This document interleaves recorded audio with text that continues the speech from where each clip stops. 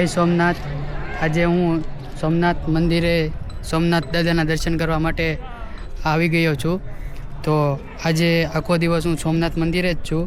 તો પહેલાં તમને સોમનાથ દાદાના દર્શન કરાવીશ, ત્યારબાદ આજુબાજુના તમામ સ્થળોના દર્શન કરાવીશ, તેમજ અહીં રહેવા માટેની વ્યવસ્થા, જમવા માટેની વ્યવસ્થા, દર્શન કરવાની વ્યવસ્થા તેની ઇન્ફોર્મેશન આ વિડીયોમાં તમને જોવા મળશે। તો બન્યા રહેજો આ વિડીયોમાં।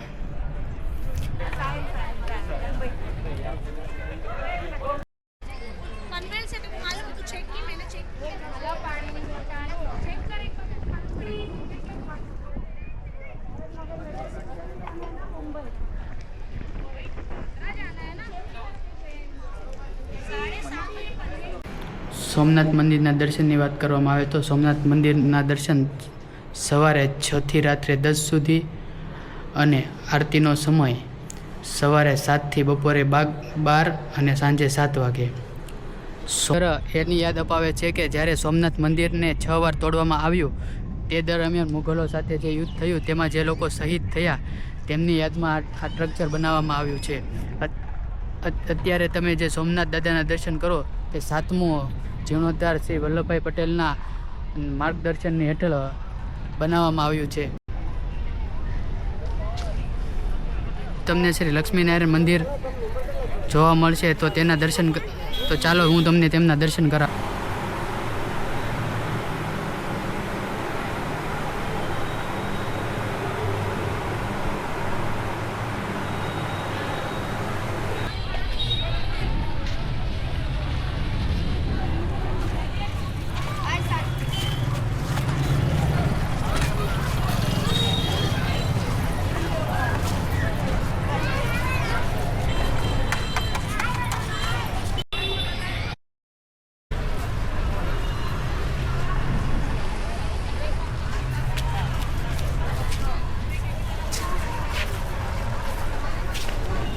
हेलो दोस्तों, तो अभी मैं आ चुका हूँ सोमनाथ म्यूज़ियम में। ये म्यूज़ियम है माहेश्वरी भोजनालय एंड अतिथि भवन की एग्जिट सामे। एनु एग्जिट लोकेशन हूँ तमने बहार जईने पछी बतावी दईश। आ म्यूज़ियमनी अंदर सोमनाथ मंदिर ने जेटली वार लूंटवामां आव्युं तेमज जेटली वार तेमने तोड़वामां आव्युं तेना पुरावा रूपे जेटला पण अवशेषो हता तेमने एक म्यूज़ियम तरीके राखवामां।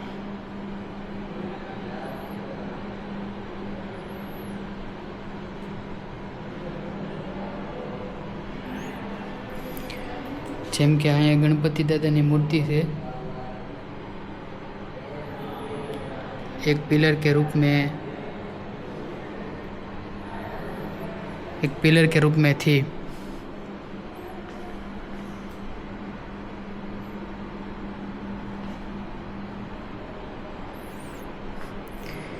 इसमें जितने भी रूइंस थे, जो बची कुछ मूर्तियाँ थी, जितनी बार तोड़ा गया था उसको यहाँ पे डिस्प्ले किया गया है।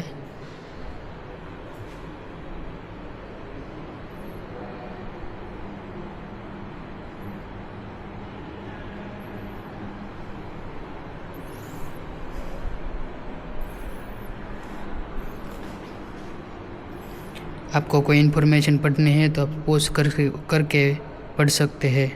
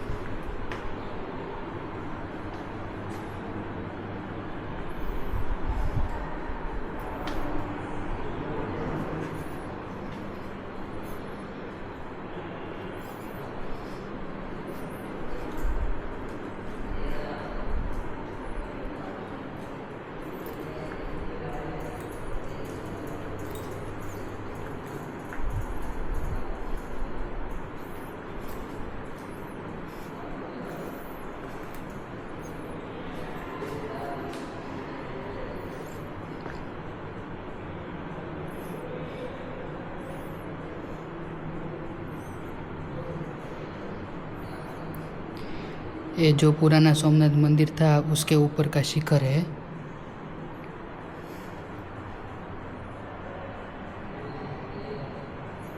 ये भी शिखर का एक ही पार्ट है।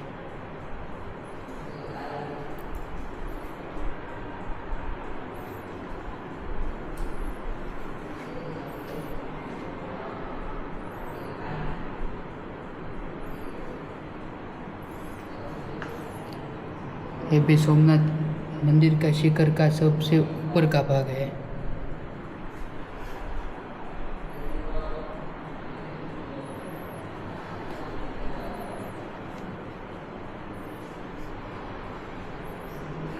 नया बन रहा था तब खोदकाम के दौरान जो भी पुरानी चीज़ें मिली है उसको डिस्प्ले की गई है।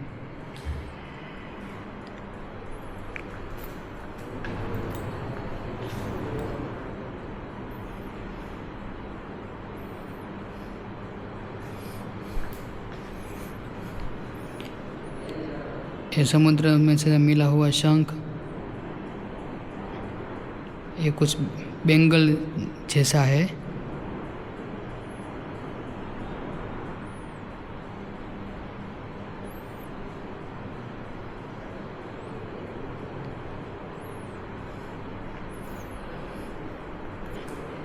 इस म्यूजियम में ज़्यादा तो कुछ देखने लायक नहीं है, परंतु जो सोमनाथ मंदिर जितनी बार टूटा है उसके जितने भी पिलर्स के वगैरह जो भी अवशेष बाकी रह गए थे, बचे कुछ जो भी थे उसको डिस्प्ले किया है।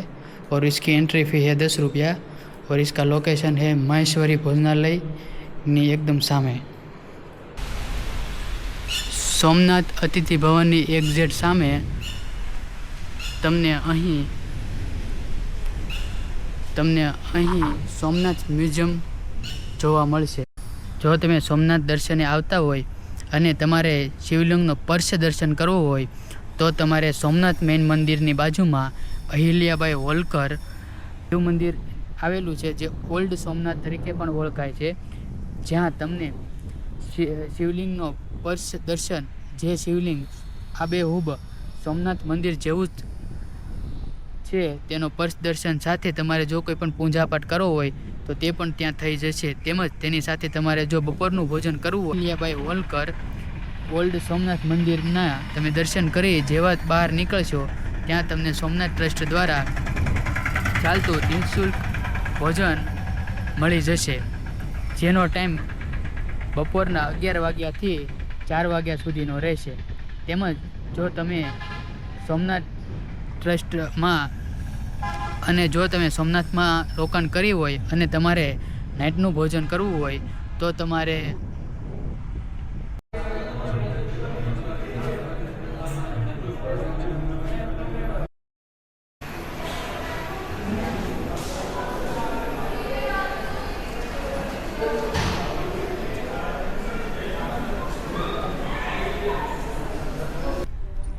જો તમે સોમનાથ આવતા હોય અને તમારે રહેવાની વ્યવસ્થા કરવી હોય તો સોમનાથ મંદિરના મેઇન ગેટની એક્ઝેક્ટ સામે સોમનાથ ટ્રસ્ટ દ્વારા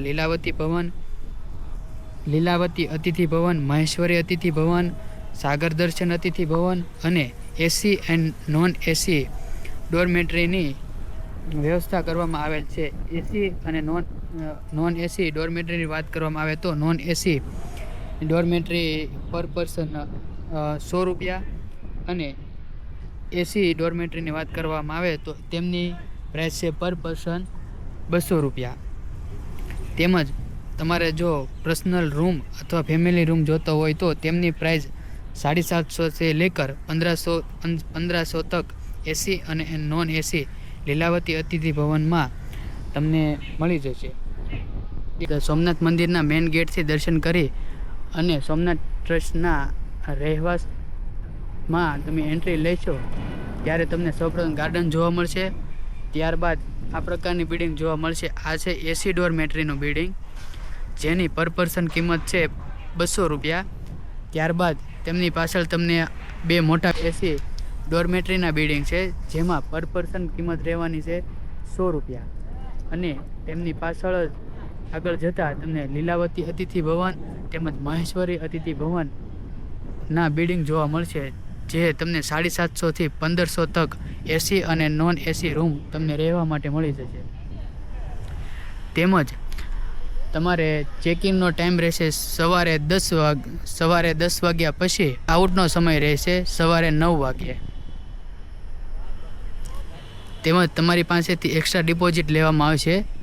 જે ડિપોઝિટ તમે ચેક આઉટ કરશો ત્યારે તમને પરત કરવામાં આવશે. તેમજ તમામ સોમનાથ ટ્રસ્ટમાં તમારે ડોરમેટરીમાં રહેવું હોય કે એસી નોન એસી રૂમમાં રહેવું હોય તો તેના માટે તમારે જેટલા પર્સન હોય તે કોઈ પણ સરકારી એક આઈડી પ્રૂફ જોશે, જેમ કે આધાર કાર્ડ, પાન કાર્ડ, લાઇસન્સ તેમજ પાસપોર્ટ અને વોટર આઈડી જેવું કોઈ પણ એક સરકારી માન્ય ડોક્યુમેન્ટ તમારે ઝેરોક્સ પેટે દેવાનું રહેશે. તમારે સોમનાથ સિવાય બીજા કોઈ પણ ધાર્મિક સ્થાને જવું હોય, લીલાવતી ભવનથી દરરોજ એસી બસ સવારમાં 7:45, 8:45 અને 9:45 અને સાંજે 4, 5 અને 6 વાગે 4, 5 અને 6 વાગે તમને એસી બસ લીલાવતી અતિથિ ભવન જે તમને શ્રી રામ મંદિર, ત્રિવેણી સંગમ, ગીતા મંદિર, બાણગંગા, ભાલકા તીર્થ જેવા સ્થાન ઉપર દર્શન કરાવી તમને પરત સોમનાથ મંદિરે રિટર્ન કરી દેશે. Thank you.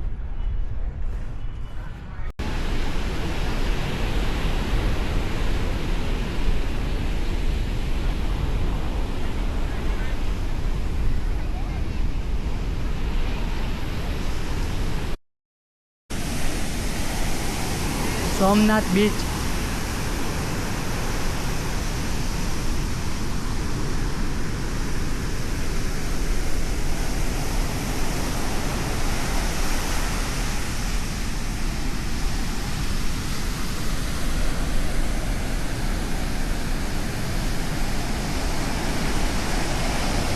अभी मैं हूँ सोमनाथ मंदिर के परिसर में.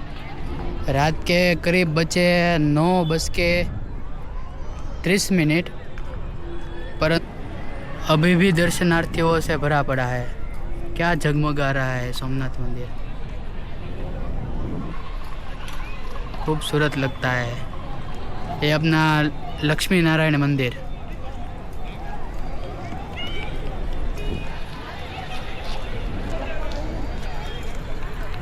यहाँ पे अहिल्याबाई होलकर का ओल्ड सोमनाथ मंदिर इधर